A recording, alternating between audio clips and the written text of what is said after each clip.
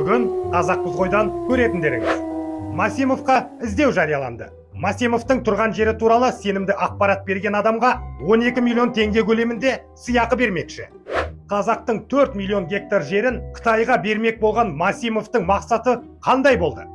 Бұл арамзаттың билікке қалай келгенін бүгін тарқатып бермекшімін. Ассалаумағалейкум, қасқыр мінез қазағым. Назарда Жан Ахмадиев және Қазақпыз ғой жобасы.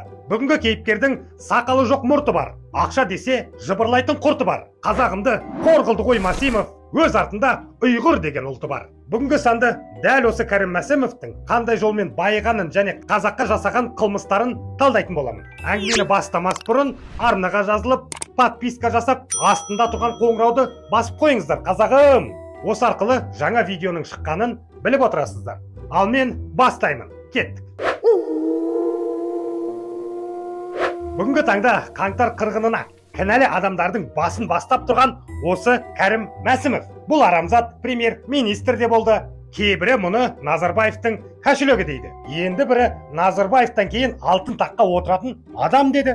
Ой, неше түрлі қауесет көп қой Масимов жайлы. Ал мен өзім жеке басым Кәрімді өзінің жеке пікірі бар, өзінің амбициясы бар, ел басқара алатын адамдардың қатарына жатқызудан аулақпын әрине. Сондықтан қаңтар қырғынын Кәрім Мәсімов ұйымдастырды деген пікір өте қате. Неге дейсіз ғой? Айтайын, қаңтар оқиғасы тікелей Назарбаев пен соның төңірегінен шыққан дүние. Қазіргі таңда ұлттық қауіпсіздік комитеті осы Мәсімов пен оның орынбасарларын жауапқа тартып жатыр. Негізі қаңтар қырғынын ұйымдастырған Назарбаевтың кінәсін осыларға үйіп төгіп береді де, кінәлі деп осыларды түрмеге жаба салады. Орысша айтқанда Кәрім Мәсімовтер козел отпущение болып тұр ғой. Ал осы козелдің тағдырына келер болсам, Целиноград қаласының тумасы бірнеше мәрте премьер-министр болды. 2012-2014 жылдар аралығында президент әкімшілігінің басшысы қызметінде атқарды. Қамалмай тұрып соңғы 5 жылда ұлттық қауіпсіздік комитетін басқарды.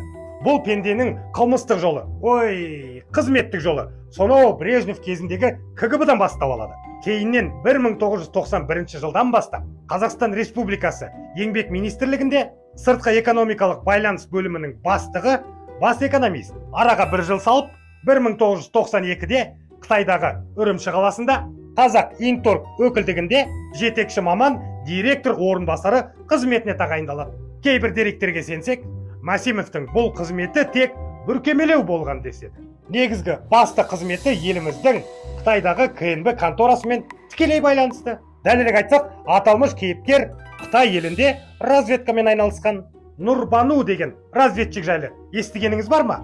Иә, бұл Масимовтың Қытайдағы құпия позывное. Осы жерде Дану Нурбану, ақша жейдің қамалдың зачем бұлдану деп айтқым кетті. Ренжімеңіздер. Міне, осылай айдалада тек айлығын алып, тыныш жүрген Нурбану Масимов 90-шы жылдардың ортасында отанға оралады. Қазақстанға келе салып, бірінші АТФ банк, артынша Тұран әлем банкі және Қазақстан халық жинау банкінде басқарма бастығы қызметінде жүреді. Осы орындарда отырып-ақ қомақты қаражатқа қол жеткізген Мәсімов жағымпаздану арқылы Назарбаевқа жақындай бастайды. Әрине, Нұрсұлтанға құдайдай қарасаң, оның артын жылтыратып тұрып жаласаң, жылы орынға жайғаса кетесің. Міне, Масимов та осы әдісті пайдаланып, 2000 жылдың тамыз айында Қазақстан Республикасының транспорт және коммуникация министрі болып тағайындалады. Для меня это большая честь вступить в эту должность в один день вместе с вами.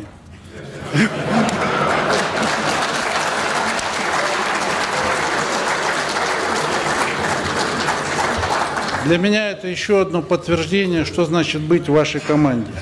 В январе 2007... Не хотел нервировать долго. Я говорил, что буду вашим верным помощником всегда, какую бы должность я ни занимал. Станович, я хочу сегодня еще раз повторить, я по-прежнему ваш помощник, и я ваш ученик. Осылай үлкен билікке қол жеткізген Кәрім Мәсімов көп замай премьер-министрдің орынбасары қызметіне дейін өседі. Айта кетейін, сол кезде премьер-министрдің қызметін Қасым-Жомарт Тоқаев атқарып жүрген болады. Араға 1 жыл салып Қазақстан Республикасы президентінің көмекшісі, артынша көп замай бұл пенде Қазақстан Республикасы премьер-министрінің креслосына отырады. сол жылдары мемлекеттік жанжалға айналған қазақ гейт оқиғасы естеріңізде ме? Осы шараны да тікелей басқарған осы Кәрім Мәсімов. Ой, бұл пенде хайпты да өлтіретін. Сол жылдары Мәсімов өзін әділетті, тек шындықты талап ететін премьер ретінде көрсетуге барынша талпынды. Честно говорю, Жеке, вы мне друг, но истина дороже. Кәрім енді нағыз мемлекеттің адамы. Ойбай!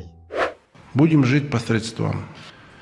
Если бы правительство и Национальный банк ничего не делали, а пассивно наблюдали за ситуацией, не вмешивались ни в какие происходящие процессы, а все проблемы решали за счет того, что полили бы резервы и национальный фонд, то в конечном итоге неизбежно Казахстан бы ожидал дефолт.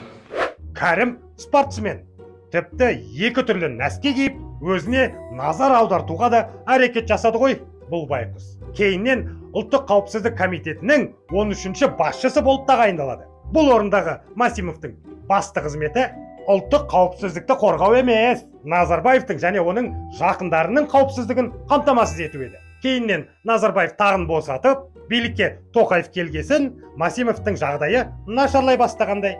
Артынша не болғанын өздеріңіз де білесіздер. Негізі мен Мәсімовтің абақтыда отырғанына сеніңкіремеймін. Мүмкін ол Дубайда, жағажайда загар алып жатқан шығар. Кім білсін? Өйткені ол Назарбаевтың халықтан ұрлаған байлығын сақтаушы кошелек емес пе? Сондықтан оны Назарбаев пен Тоқаев темір тордың арғы жағында жауып тастауы мүмкін емес сияқты. Ойбай, Кәрімнің үйінен 17 миллион ақша табылыпты. Ойбай, ол 2 миллион пара алыпты деп жұлқынып жүрміз.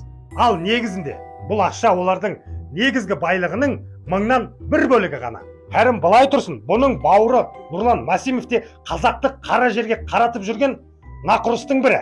Павлодар облыстық полиция департаментінің бұрынғы бастығы болған Нұрлан Мәсімов аса ірі көлемде пара алған деген күдікке ілінді. Бұл туралы Қазақстанның жемқорлықпен күрес департаменті хабарлады. Тіпті сот күдіктіні қамауға алуға да санкция берген. Бұған дейін Нұрлан Мәсімовке іздеу жарияланып, оның қайда екені жайлы ақпарат берген адамға 12 миллион теңге көлемінде сыйақы жарияланғаны тағы да айтылды. Туф, бір қазағым осы бәлені бір жерден көріп қалып, 12 миллион теңгеге байып кетсе ғой шіркін. Және бұл нақұрыс тезірек ұсталады деген үміттемін, әрине. Негізі осы Мәсімовтер қазақты іштен ыдыратып, билеп төстеуді көздеген арамзаттар.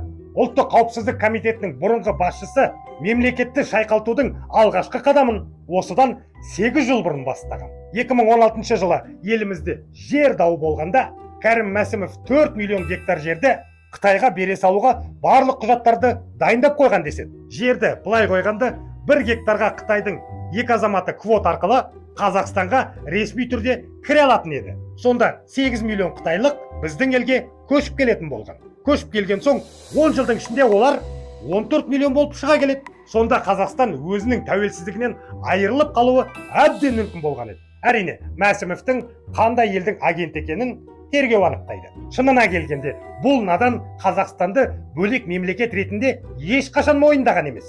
Мүмкін біреулермен бір келісім болды ма, кім білсін? Қазақстанды ыдыратып, басқа елдің бөлшегі ретінде өткізе салғысы келді ме, кім білсін?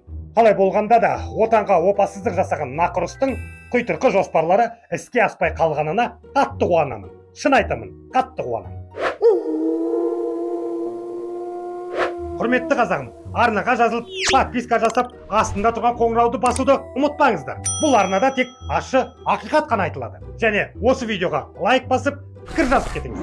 Еске салып өтейін, егер де сіз билік тарапынан болып жатқан әділетсіздіктің куәгері я құрбаны болып жатсаңыз, төменде жазылған нөмірге видеоларыңызды WhatsApp арқылы жіберіңіздер. Мен кез келген мәселенің ақ-қарасын анықтап, оны шешуге тырысамын. Назарда болған Жан Ахмадиев және Қазақпыз ғой жобасы. Кездескенше күн жақсы.